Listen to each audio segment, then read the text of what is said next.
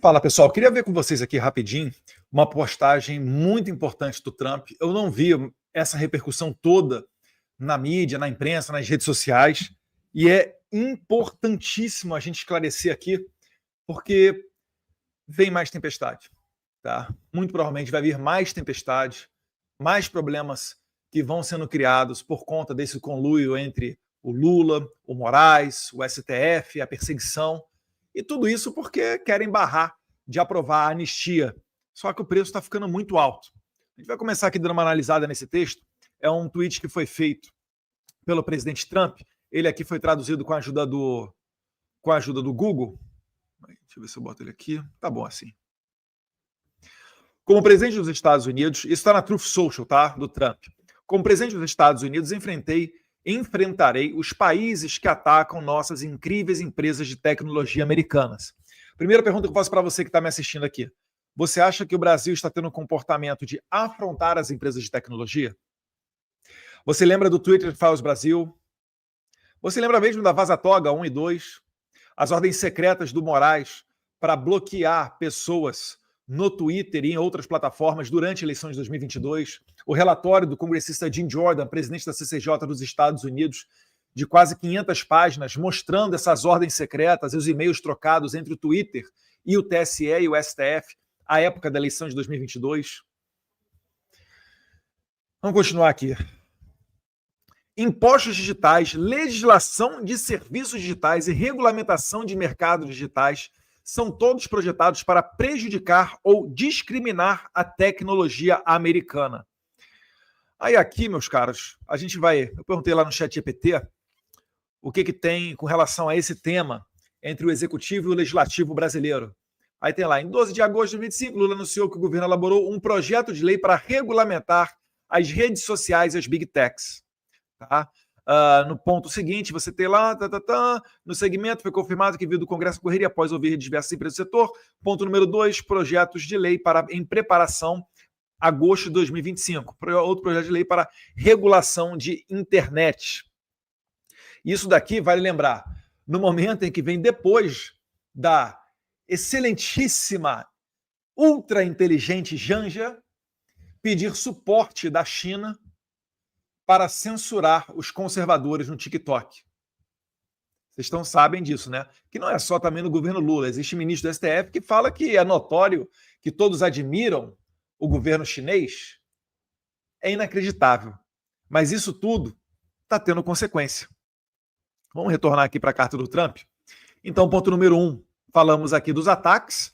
Né? Todo mundo sabe que isso daí ocorre. Né? As empresas de tecnologia no Brasil são estupradas, em bom português. Já teve X sendo expulso, já teve Telegram sendo expulso, congelamento até da Starlink durante a discussão com X. Você já teve o WhatsApp que já foi desligado durante algumas horas ou dias. Enfim, é um samba do crioulo doido onde ninguém respeita o marco civil da internet.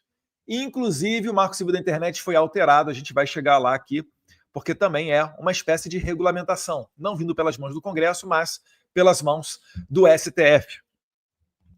Eles também escandalosamente dão passe livre às maiores empresas de tecnologia da China.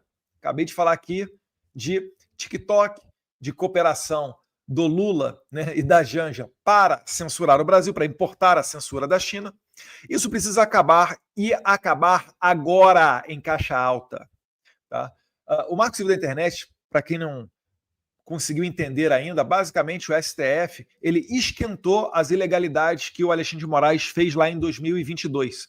Porque em 2022 o Alexandre de Moraes não poderia derrubar os perfis, não poderia ter mandado aquelas ordens secretas, não poderia, por exemplo, violar os 48 horas para que o usuário bloqueado apresentasse a sua defesa. Isso tudo está no Marco Civil da Internet. Mas, com a regulamentação do mês passado, a despeito dos avisos vindo dos Estados Unidos, o STF atropelou o Congresso e regulamentou o artigo 19 do Marco Civil da Internet, a fim de dar poderes a todos os juízes brasileiros, e aí, no caso, essa lei penal é mais benéfica ao Alexandre de Moraes, um criminoso, então ela retroage, a fim de que fosse dado poderes a esses juízes para derrubar as plataformas. Então, se você reclamou do Xandão derrubando 100 a 200 perfis conservadores na eleição de 2022, agora qualquer juiz do Brasil, e se não me engano são 18 mil juízes brasileiros, se eu não estiver equivocado.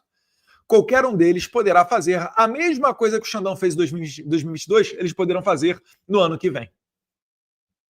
Consegue entender que o Trump aqui está defendendo eleições limpas e transparentes, ele está defendendo aqui a liberdade de expressão, ele está mesmo defendendo a liberdade de imprensa, porque se a imprensa utiliza das redes sociais para dar sua notícia, como a Revista Oeste, como Terça Livre, como a Jovem Pan lá em 2022, ela vai acabar sendo censurada. Voltando aqui para o Trump, com esta verdade, notifico todos os países com impostos, legislação, regras ou regulamentações digitais de que, a menos que essas ações discriminatórias sejam removidas, eu, como presidente dos Estados Unidos, imporei tarifas adicionais, substanciais, às exportações daqueles países para os Estados Unidos e instituirei restrições à exportação de nossa tecnologia e chips altamente protegidos. Meus caros, eu vou ter que repetir isso daqui. Isso aqui vocês têm que entender. Com esta verdade, porque é verdade, né? Há um privilégio à China em detrimento das empresas americanas. Ninguém convidou o Mark Zuckerberg, ninguém convidou, ou melhor, convidaram ele durante o governo Biden, né? O pessoal ali do Facebook, do Google, etc. Agora, né? Convidaram o pessoal da China, porque não dá mais para convidar o Mark Zuckerberg, o pessoal da Google, etc., porque eles estão ali junto com o presidente Trump. Notifico todos os países com impostos. Alô para você aí, Taxad, imposto digital sobre as plataformas. Mesmo Netflix, né? Legislações. Hugo Mota e Davi Alcolumbre. Hugo Mota que botou a toque de caixa lá o requerimento de urgência para um projeto de lei nesse sentido aqui de regulamentação de internet. Provavelmente sendo pressionado pelo STF, porque o STF atropelou o Congresso, regulamentou o artigo 19, aí agora está botando a faca no pescoço do Hugo Mota para dar andamento nesse projeto aqui, para dizer ao STF, olha, a gente não regulamentou nada, inclusive o Congresso fez a vontade do povo. Foi aprovado através de votação simbólica e retirado em cima da hora, tá, para aprovação desse projeto. Isso ocorreu semana passada na Câmara dos Deputados. Mas é ao menos o requerimento de urgência. Legislação, regras ou regulamentações, que foi o que a gente acabou de ler aqui, como fonte do ChatGPT, do que o Lula está fazendo.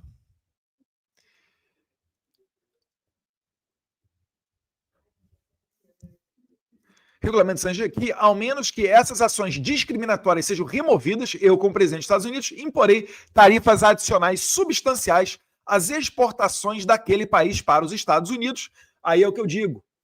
Não vai adiantar contratar o escritório do Ballard. Não vai adiantar contratar qualquer advogado que seja nos Estados Unidos.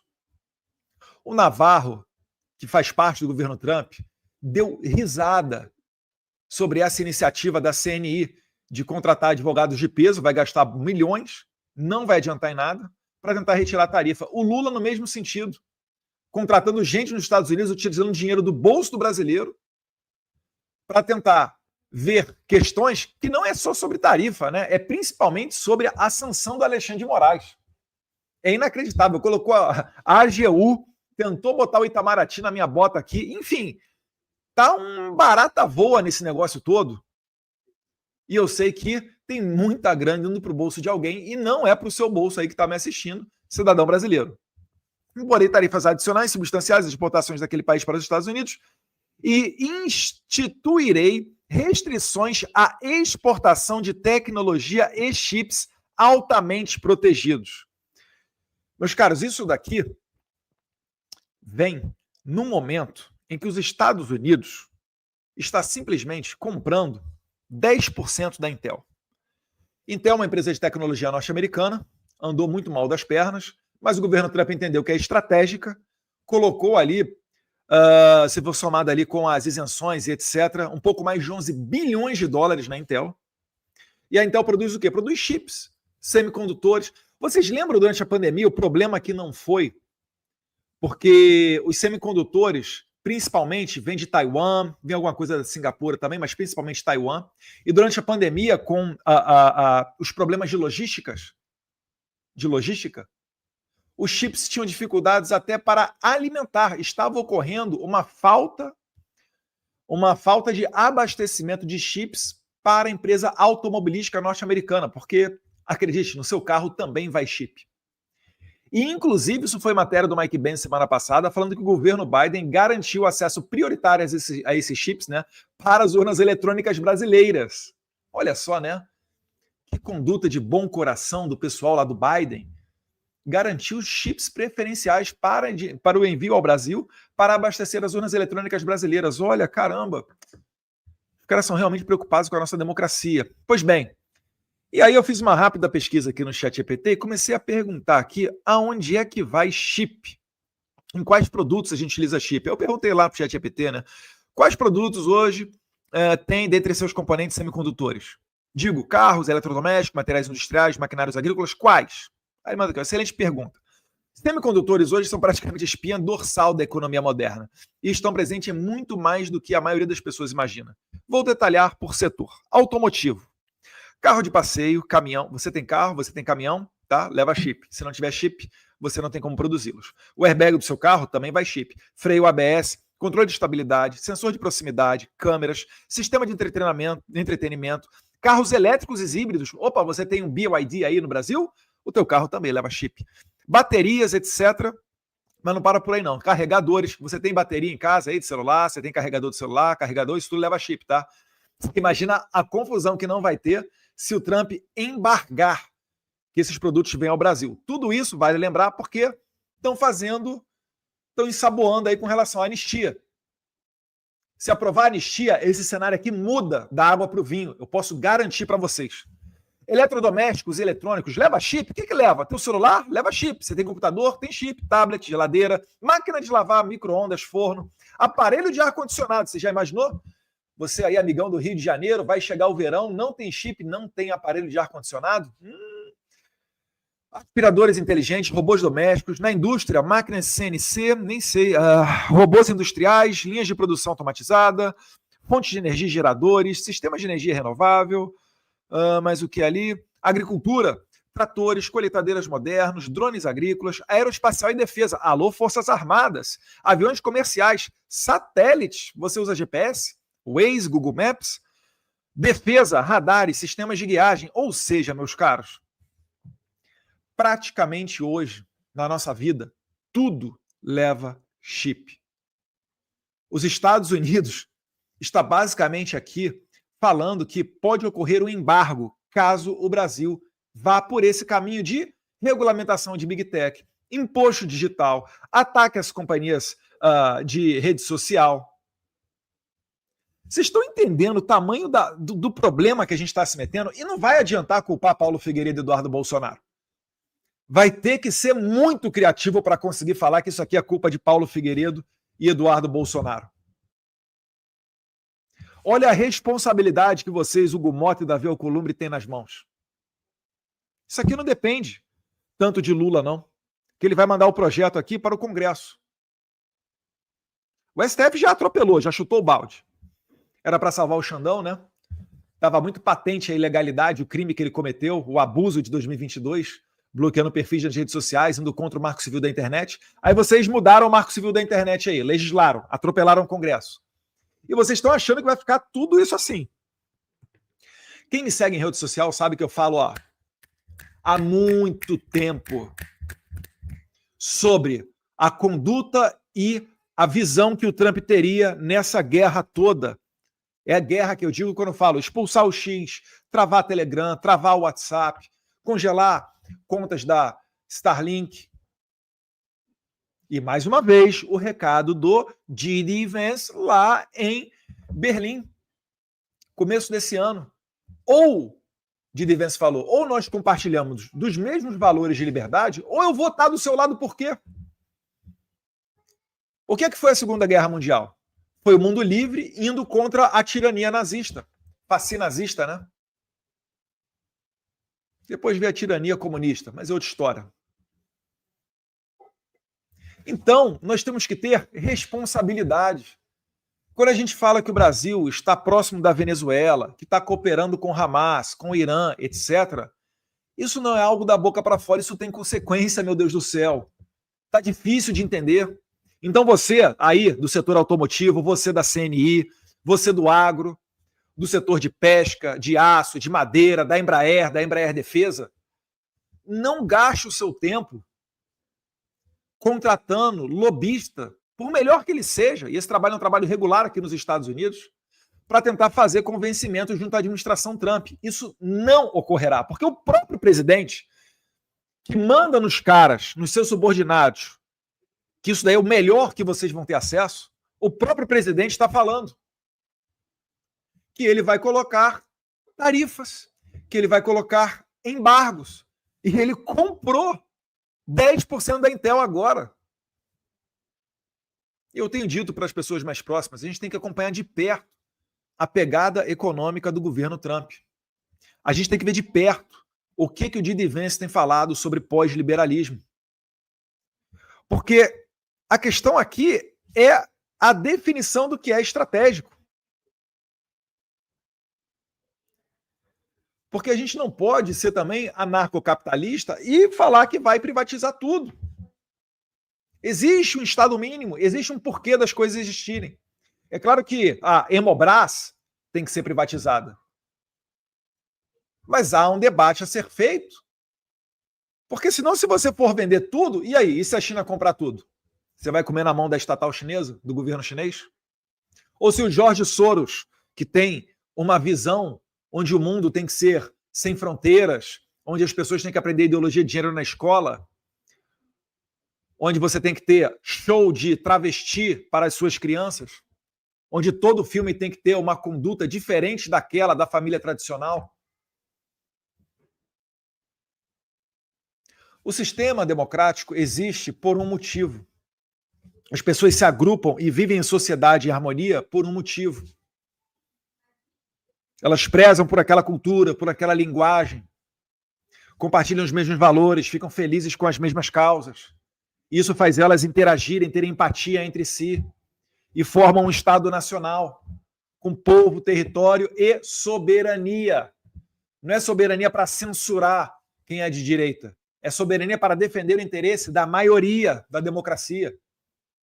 A democracia existe para garantir uma limitação do poder do Estado, para que ele não pote o policial federal dentro da sua casa. Existe uma esfera de inviolabilidade, para que ele não mande, sem qualquer motivo, senhorinhas para a cadeia sendo tratadas como terroristas. Para isso que existe a lei para ser seguida.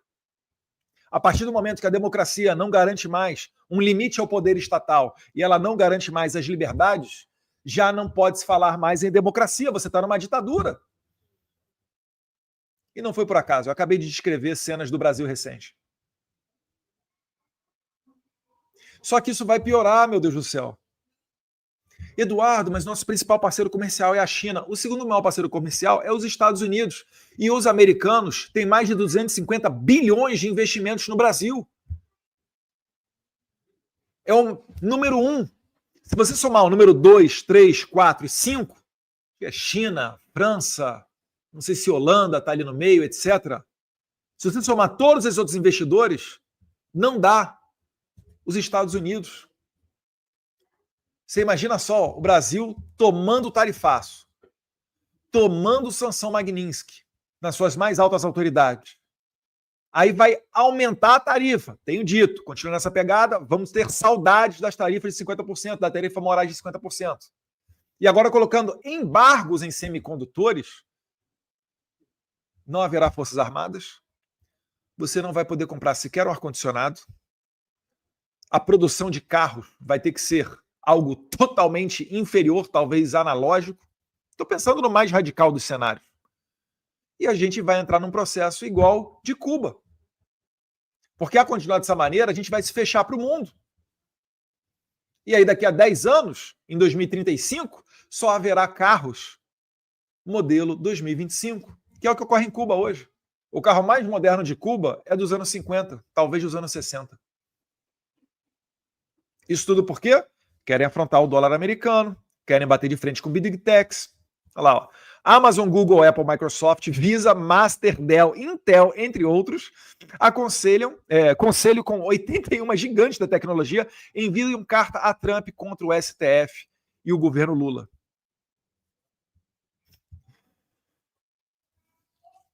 Entendam o seguinte, meus caros.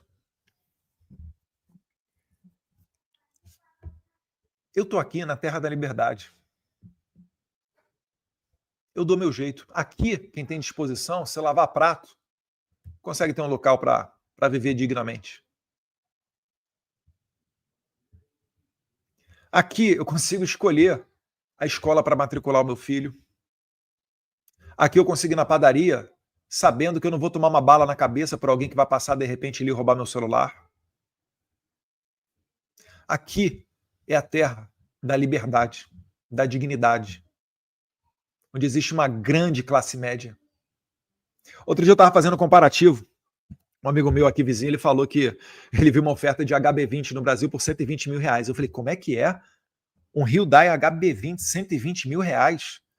Para começar, que aqui é o seguinte, você vai ter difícil de ver um carro desse porte, ao menos aqui onde eu moro no Texas. Porque normalmente o Toyota Corolla, ou por vezes até um sedã, que é um carro de executivo no Brasil, aqui é o carro do universitário. E eu vou explicar para vocês. Primeiro eu me certifiquei, eu entrei, tá? Num classificado de carros do Brasil. E um pelo outro, tinham vários HB20s ali, quase 100 mil, uns ultrapassavam 100 mil reais. Eu coloquei 100 mil reais. Aí eu comecei a fazer as contas. Uma pessoa que ganha salário mínimo no Brasil para comprar esse carro de 100 mil reais. Ela gastava pouco mais não, acho que eram 67 meses, alguma coisa assim. Se ela ficar sem comer, sem beber, sem comprar vestuário, sem pagar aluguel, nada. 67 meses. Aí eu peguei mais ou menos uma média do que seria um salário mínimo aqui nos Estados Unidos, tá? Porque aqui nem todos os estados têm salário mínimo. É igual a Suíça. Não tem salário mínimo. Mas eu peguei um pelo outro aqui, tal, tracei um salário mínimo digno aqui, numa média dos estados norte-americanos, dá uma variada boa, e botei, se esse cara aqui nos Estados Unidos trabalhar esses mesmos 67 meses, quanto de dinheiro que ele levanta? Ele vai levantar mais de 150 mil dólares. Com 150 mil dólares, meus caros. Cara, não, eu vou fazer isso. Eu vou botar aqui. Eu vou botar aqui agora. Google. Google não, deixa eu botar aqui o ChatGPT. ChatGPT. ChatGPT, web. Vamos lá. Quais carros eu posso comprar nos Estados Unidos? Eu estou dando de lambuja, tá? Porque eu acho que a conta, se eu não estiver equivocado aqui de cabeça, deu uns 170 mil dólares, tá? Quais carros eu posso comprar nos Estados Unidos gastando USD 150 mil?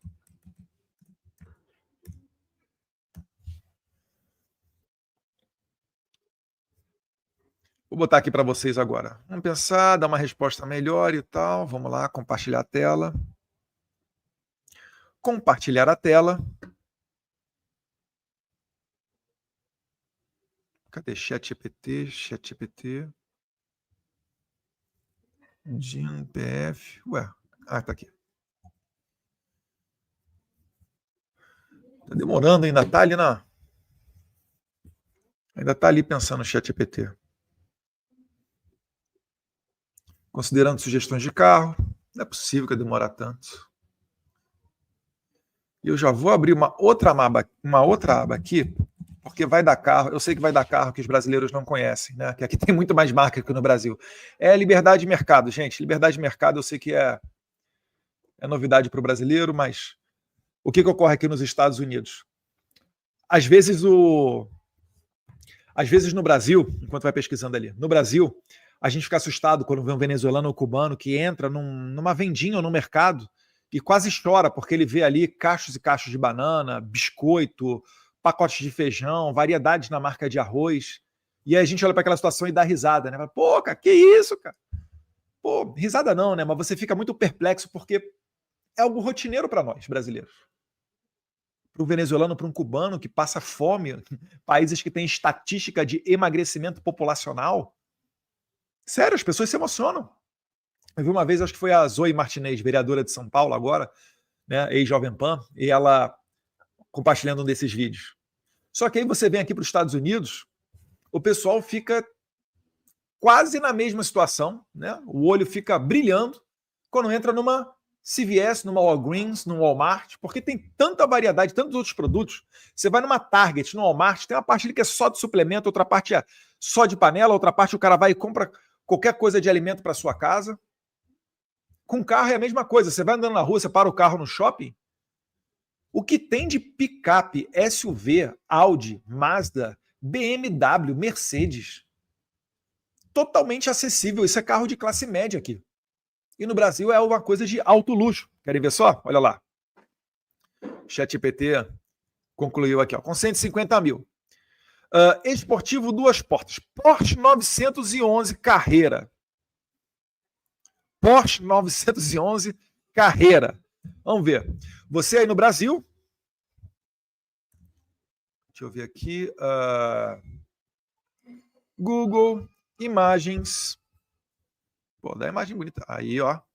Agora deixa eu compartilhar a tela aqui para vocês.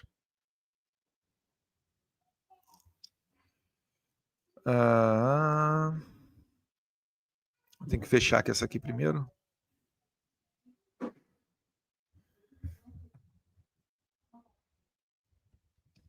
Compartilhar a tela.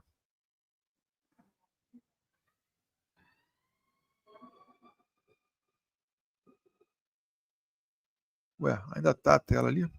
Parar a tela, pronto. Compartilhar tela. Aí ele vai me dar a opção aqui, ó. Bem, você no Brasil trabalhou 67 meses, comprou um HB20. Nos Estados Unidos, você vai comprar esse Porsche aqui. E aí? O que você acha que vale mais, o HB20 ou o Porsche? A diferença entre o HB20 e o Porsche é o que o governo mete a mão em você. É o chamado custo Brasil, porque você tem que pagar mais caro nos produtos que vão se perdendo durante a estrada, que é esburacada, ou no pedágio alto. Tá? Seção de luxo, Mercedes-Benz. Mercedes-Benz S-Class, S500, S580. Valor dela em torno de 120, 130 mil dólares. Então dá para você comprar a sua Mercedes e ainda sobra dinheiro para você pagar o seguro, tá? Que aqui é obrigatório. Então tá. Você poderia andar com o HB20 nos Estados Unidos, quer dizer, no Brasil, ou estar com essa Mercedes aqui nos Estados Unidos. Vira e mexe para mim, o Instagram fica me sugerindo gente que tem trabalho. E essa daí já nem tem, já que já foi vendida. Gente que tem trabalho. Essa aí tá vendida, tá? Tem que ter outra, tem que correr atrás de outra. Mas enfim, gente que tem trabalho, às vezes, comum. O cara se tornou especialista em fazer calçada. Você vai ver a garagem do cara, tem 4 carros desses.